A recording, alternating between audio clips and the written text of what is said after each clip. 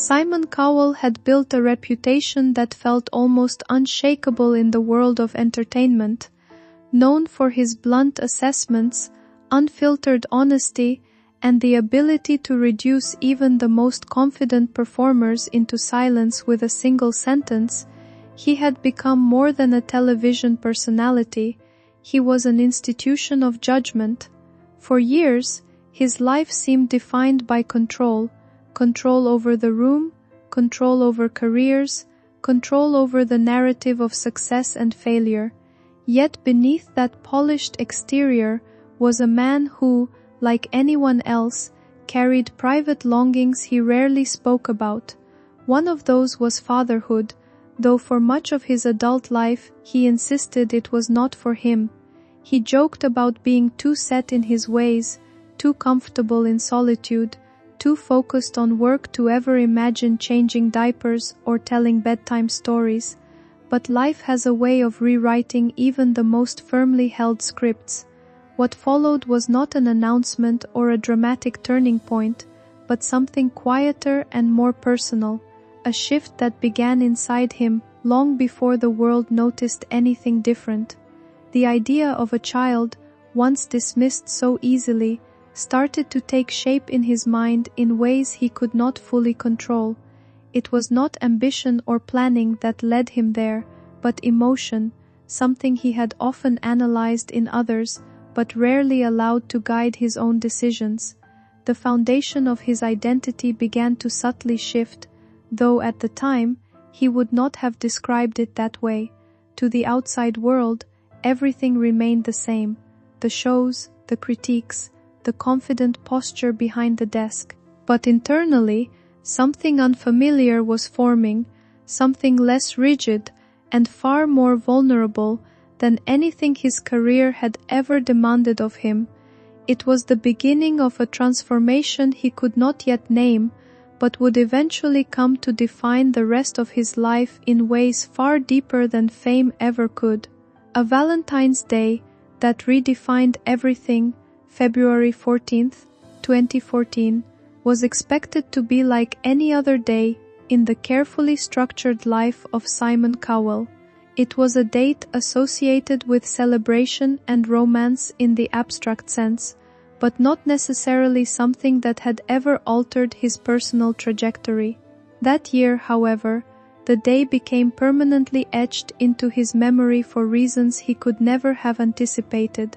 It was the day his son, Eric Philip Cowell, came into the world. What might have remained a private milestone instead became the emotional center of his existence almost instantly. For someone who had long claimed emotional detachment as a form of strength, the reaction surprised even him. The moment he first saw the scan images of his unborn child, something inside him shifted in a way he struggled to articulate. He later described it as an overwhelming sense of recognition, as though something previously missing had suddenly been placed into his hands. It was not a slow or rational process, it was immediate, instinctive, and deeply disarming. The same man who had evaluated thousands of performers with clinical precision found himself completely unprepared for the intensity of his own emotional response. From that moment forward, the idea of control began to feel less important. Priorities that had once defined his entire identity started to lose their dominance. Meetings, contracts, and television schedules still existed, but they no longer held the same emotional weight. Instead, his attention drifted towards something far more personal and fragile: the life that had just begun and the responsibility that came with it. The world outside continued to see the same public figure, but internally, the foundation was already shifting in irreversible ways. Becoming a father in a life built on control, fatherhood did not arrive as a gradual adjustment for Simon Cowell. It arrived as a complete reorganization of his emotional world. For decades, he had lived in systems he could manage: television formats, production timelines, talent evaluations, and business decisions that all responded to logic and structure. A child, however, does not operate within such frameworks. Eric's arrival introduced unpredictability into a life that had been carefully curated for consistency. At first, Simon approached fatherhood with the same mindset he used in business: observation, adjustment, and refinement. He paid attention to routines, studied patterns, and tried to understand what it meant to be responsible for another human being in a way that extended beyond provision. But what he quickly discovered was that emotional responsibility cannot be systematized. It requires presence in moments that cannot be scheduled or controlled. There were nights when the contrast between his former life and his new reality felt almost surreal. One moment he might have been reviewing television formats or industry decisions, and the next he was holding a newborn child who depended entirely on him. That dependency was not theoretical, it was immediate and constant. The shift forced him into emotional territory he had rarely explored in public, let alone in private. Yet despite the discomfort, something inside him began to soften, not in a way that weakened him, but in a way that expanded him. Fatherhood did not replace his identity, it complicated it, deepened it, and eventually redefined it. The man known for certainty was now learning to live with uncertainty in its most intimate form. The name that carried a legacy forward, naming his son Eric Philip Cowell, was not a decision made lightly. It carried emotional weight that extended beyond personal preference. The name Eric honored Simon's father, a man who had shaped much of his early understanding of discipline, ambition, and resilience. In choosing that name, Simon was not simply selecting something familiar, he was consciously linking generations. That connection brought with it a quiet emotional complexity. On one hand, it felt like continuity, a way of preserving something meaningful from the past. On the other, it introduced a sense of responsibility that went beyond the present moment. The name became a bridge between memory and future, between loss and continuation. As Eric grew, Simon often found himself reflecting on what it meant to pass something forward that could not be measured in material terms. It was not about wealth or reputation, but about values, understanding, and emotional grounding.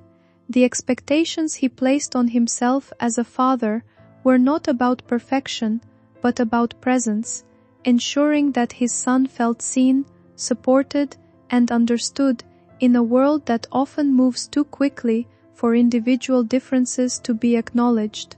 The legacy embedded in Eric's name became less about inheritance and more about interpretation. Simon was no longer simply the son of someone who had passed. He was now the father of someone whose future was still being written. That realization added both meaning and weight to every decision he made moving forward. Subtle signs and the quiet language of difference. As Eric began to grow, Simon noticed things that were easy to overlook at first. Development in children is rarely uniform, and differences in timing are often considered normal. But certain patterns began to stand out to him, not as alarms, but as observations that lingered in his mind longer than expected. Eric responded to the world in ways that felt distinct. Sounds, environments, and interactions sometimes elicited reactions that seemed more intense or internalized than expected.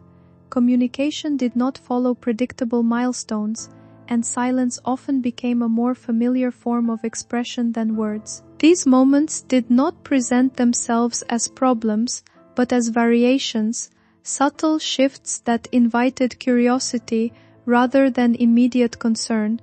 What made these observations significant was not their presence alone, but Simon's instinctive response to them.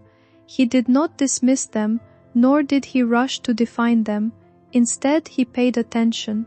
The same instinct that had guided him in evaluating performers on stage now turned inward, focused not on performance, but on understanding. There was no dramatic realization, no single moment of clarity. Instead, there was accumulation, small experiences that gradually formed a larger picture, and with that picture came uncertainty, not fear in its most immediate form, but a deeper kind of questioning about how to interpret what he was seeing. In those early years, the most important shift was not in Eric, but in Simon's perception of him. He was beginning to understand that difference was not something to correct, but something to understand. Research, reflection, and the private search for answers. As questions began to form in Simon Cowell's mind, they did not remain idle. He approached them the only way he knew how, through research, observation, and sustained focus. Nights that once might have been spent reviewing entertainment projects were now dedicated to reading, learning, and trying to understand developmental differences in children. This was not a search for labels, but for understanding. He was not trying to define Eric in narrow terms, but to broaden his own perspective of what development could look like. The more he learned, the more he began to recognize the diversity of human expression, especially in early childhood. What stood out most during this period was not anxiety, but reflection. He began to reconsider the very idea of milestones, not as fixed achievements, but as flexible markers that could vary widely between individuals. This shift in thinking was subtle but significant. It changed the way he interpreted Eric's behavior, not as deviation, but as variation. At the same time, this process was emotionally demanding. Learning to let go of expectations, even unspoken ones, required a level of acceptance that did not come easily. There were moments of uncertainty, moments of hope, and moments of quiet realization that understanding a child is not a linear process. Through it all, Simon was not stepping away from his role as a father. He was stepping deeper into it, learning that responsibility sometimes means replacing certainty with patience. The public image and the private reality. While Simon Cowell's private life was undergoing a profound transformation, the public continued to see only fragments. To audiences, he remained the familiar figure on television, the judge, the critic, the producer. Occasional glimpses of his life as a father appeared in interviews or brief public moments, but they never captured the complexity unfolding behind the scenes. This separation between public perception and private reality created a quiet tension. On the surface, everything appeared consistent. Behind closed doors, however, priorities had shifted dramatically. Decisions about work, travel, and commitments were increasingly influenced by one central consideration: Eric's well-being. Despite growing curiosity from the public, Simon maintained a protective boundary around his son's life. He understood the nature of media attention and chose carefully what to share and what to keep private. This was not secrecy for its own sake, but preservation, an effort to ensure that Eric's development was not shaped or distorted by external narratives. The contrast between public image and private life became more pronounced over time, yet rather than creating conflict, it reinforced Simon's commitment to maintaining balance. Fame remained part of his identity, but it no longer defined its center. What mattered most was no longer visibility, but stability, early appearances and quiet moments of connection.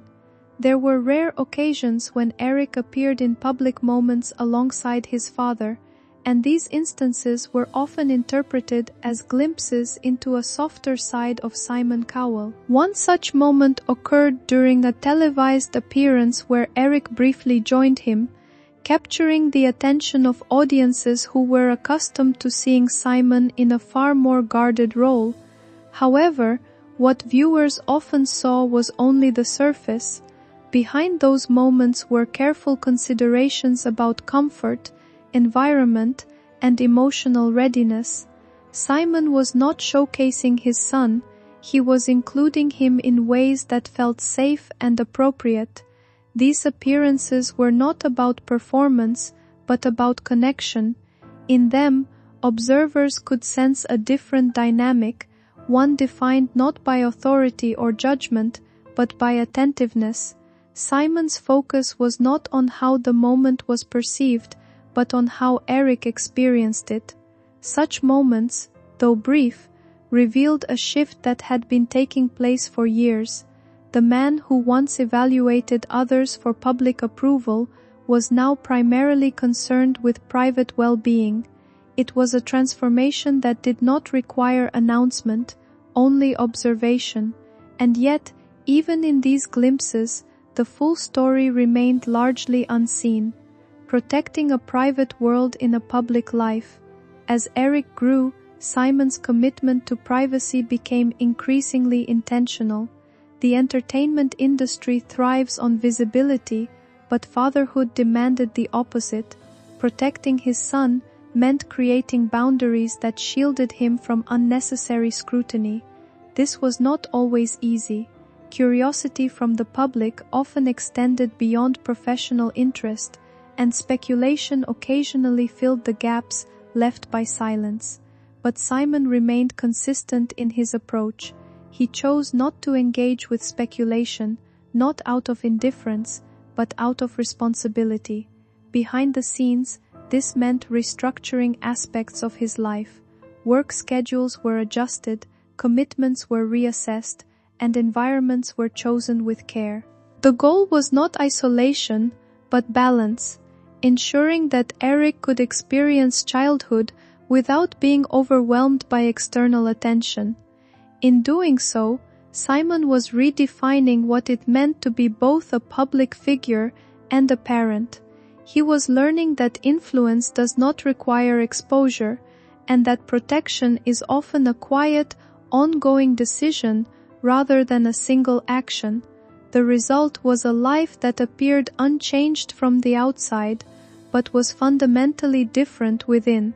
A vacation that revealed more than expected. A family vacation, intended as a simple moment of rest and connection, became unexpectedly revealing. Removed from familiar environments and routines, Eric experienced the world differently. Changes in setting, sound, and structure created challenges that were more visible in unfamiliar surroundings. One evening, during a crowded and noisy dinner, Eric became overwhelmed.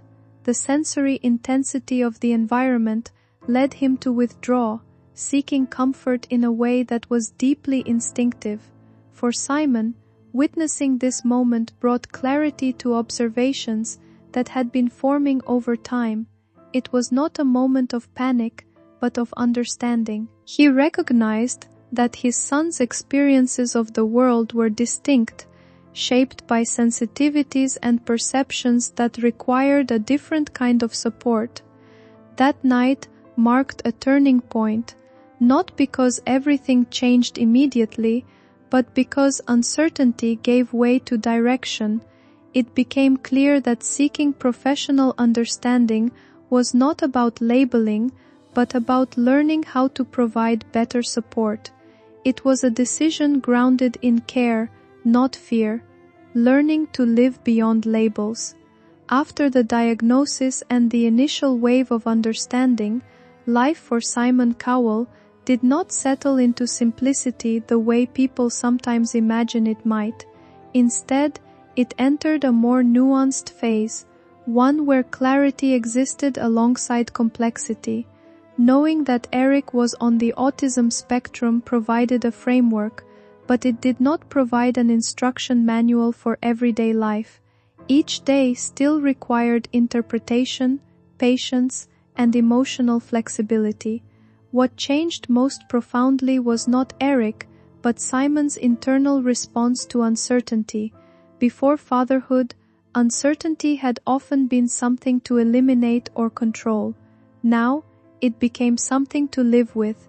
he began to understand that parenting a child who experiences the world differently is not about correcting pathways, but about walking them alongside him. That shift removed the illusion of control and replaced it with presence. There were days when progress felt tangible, small improvements in communication, increased comfort in certain environments, moments of shared understanding that needed no translation. And then, there were days when the world felt overwhelming again, when routines were disrupted, or when sensory overload made even simple situations difficult. Simon learned that progress in this context is not linear.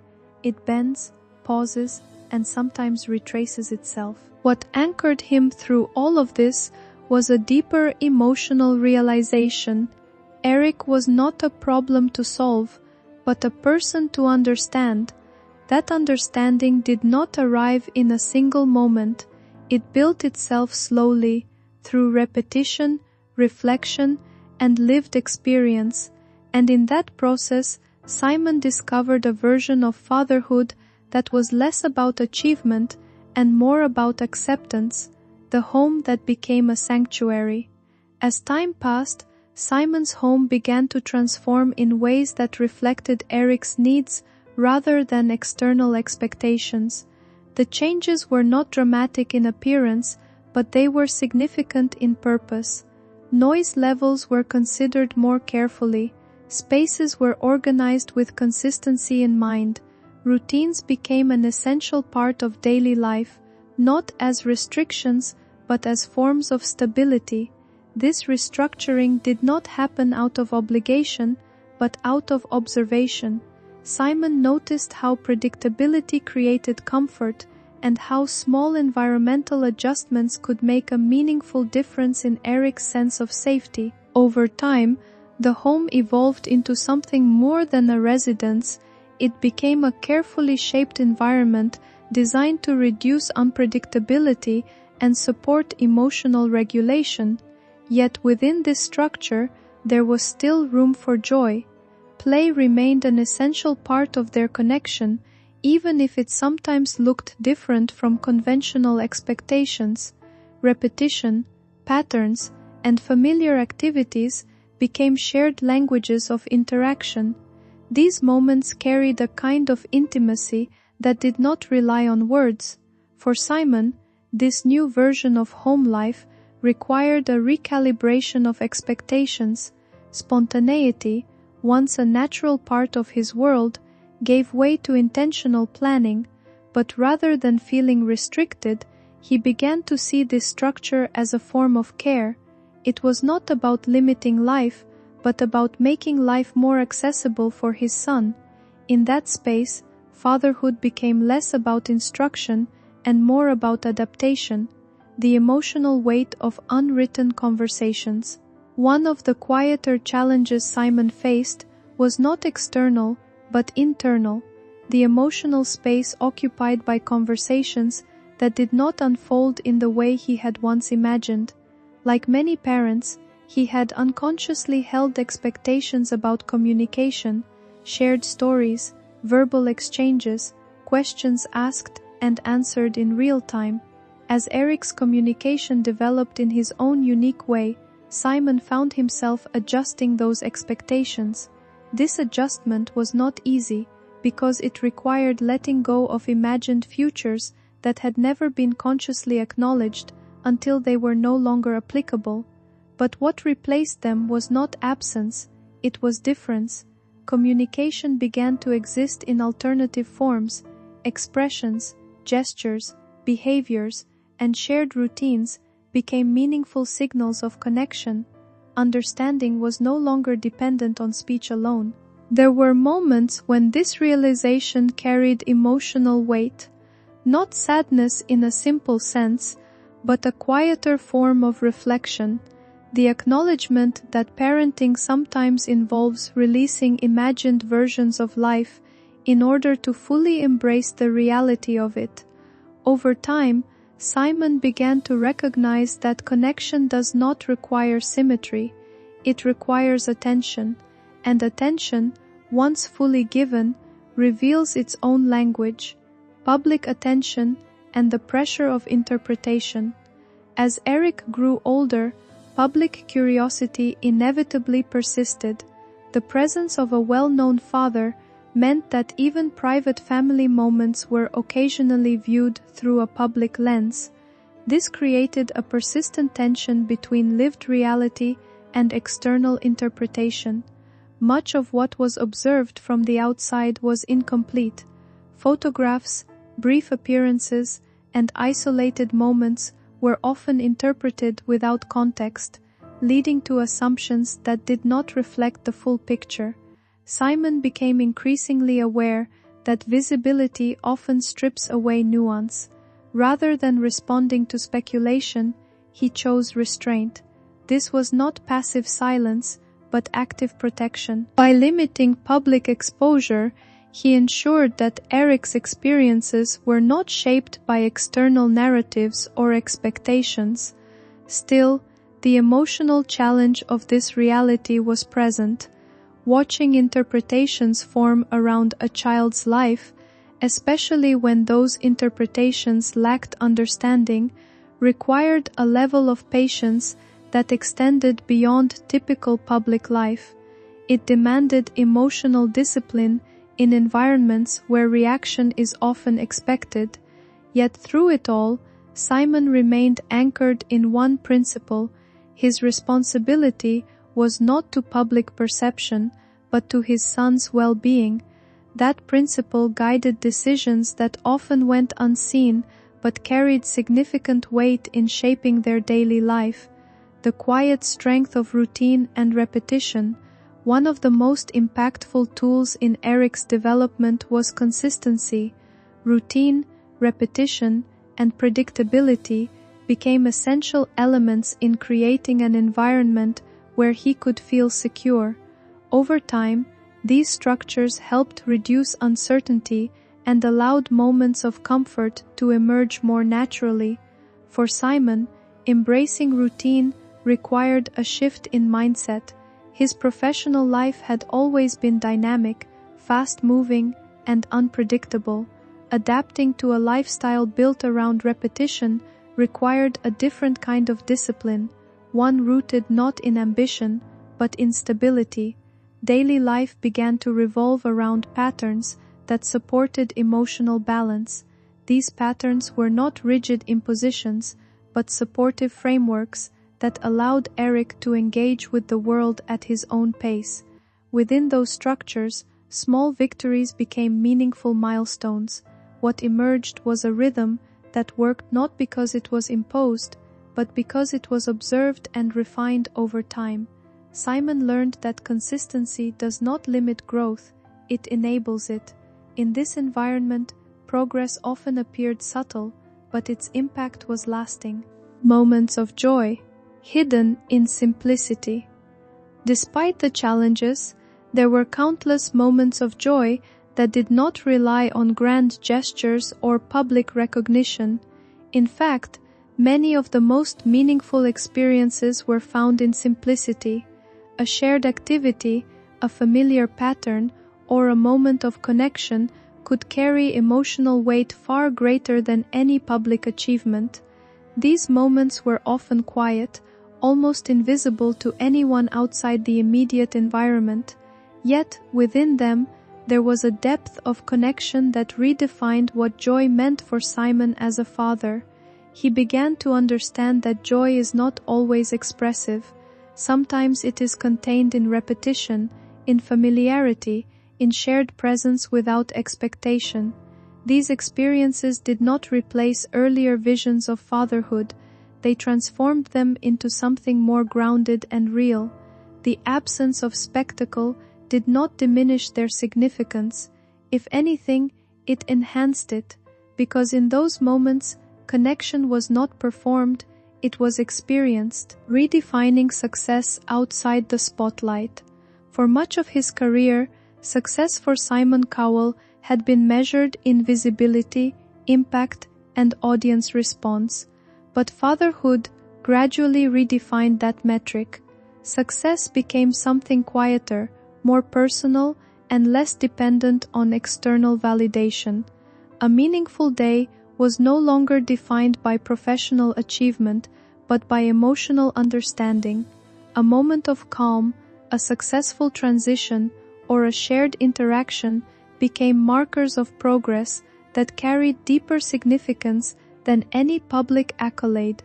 This shift did not diminish his professional identity, but it rebalanced it. Work remained part of his life, but it no longer stood at its center.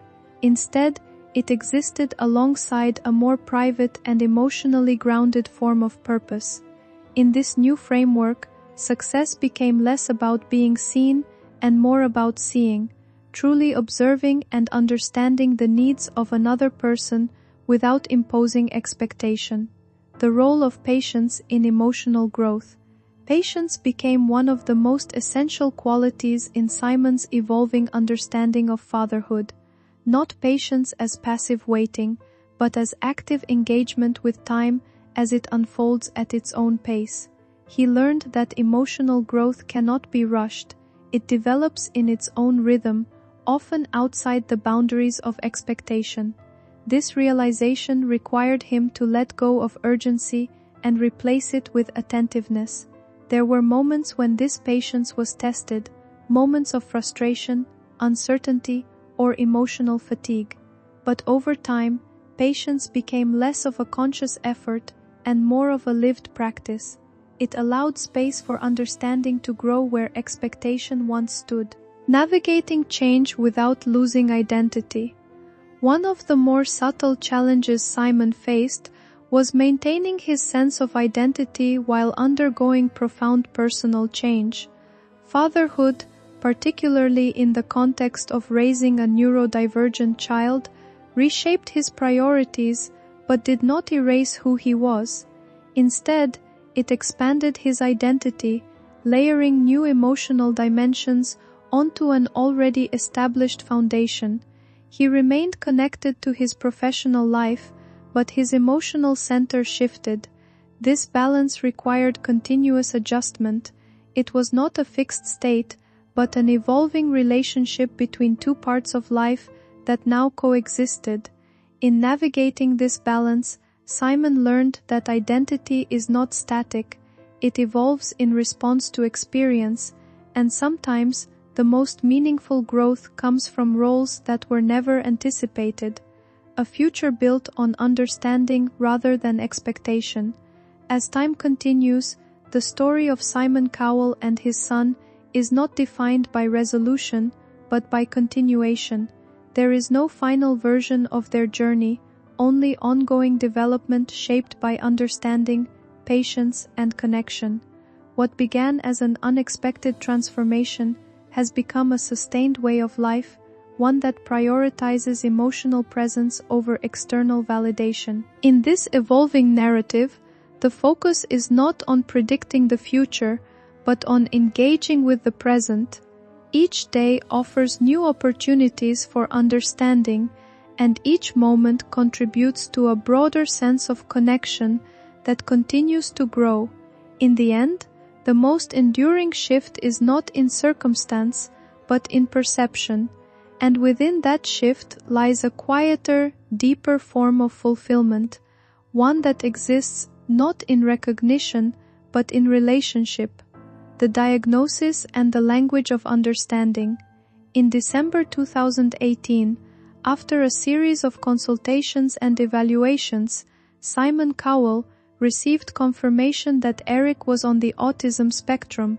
The words were precise, clinical, and yet deeply human in their implications. Autism spectrum disorder was not presented as limitation, but as a framework for understanding difference. The moment carried emotional weight, not because it introduced something new, but because it gave language to what had already been observed. For Simon, the diagnosis did not redefine Eric, it refined his understanding of him. What stood out most in that moment was the emphasis on potential. With appropriate support, children on the spectrum can develop in ways that are meaningful, fulfilling, and deeply individual. That perspective shifted the emotional tone from uncertainty to possibility. It was not an ending, but a beginning of a more informed journey. Acceptance, adaptation, and a new kind of fatherhood. Following the diagnosis, life did not simplify, but it became more intentional. Routines were adjusted, environments were structured more carefully, and support systems were strengthened.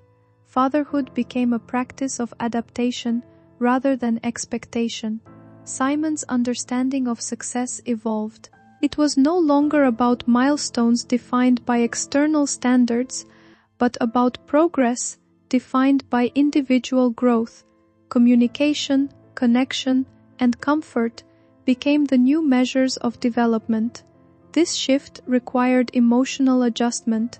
Letting go of preconceived ideas about fatherhood meant redefining what meaningful parenting looked like.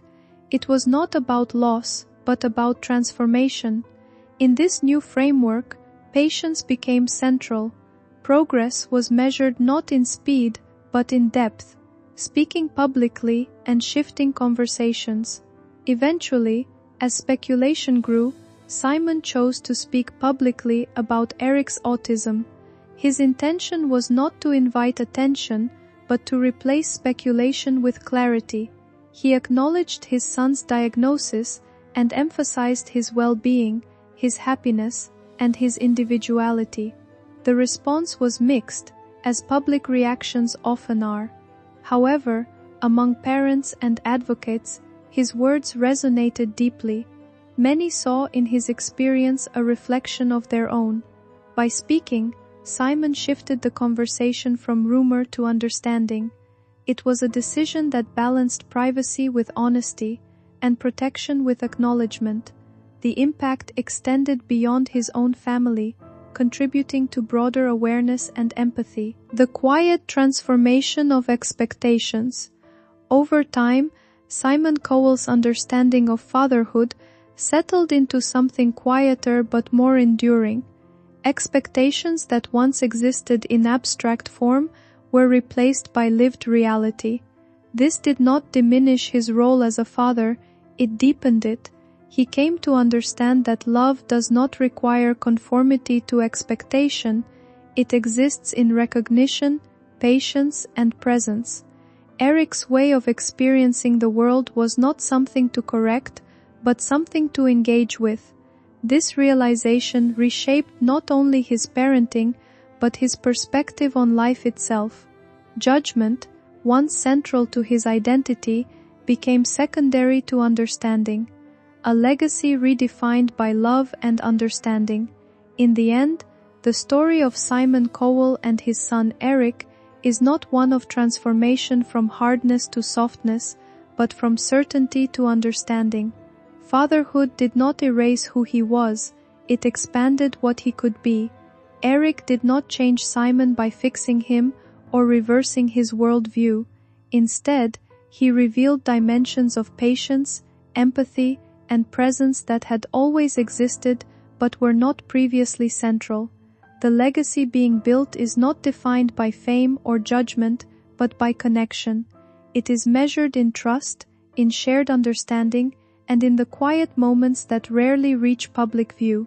What remains is not a departure from who he was, but a fuller expression of it, one shaped by love that does not depend on conditions or expectations. In that sense, the real story is not about loss or change, but about expansion, of identity, of meaning, and of what it means to truly be present for another person.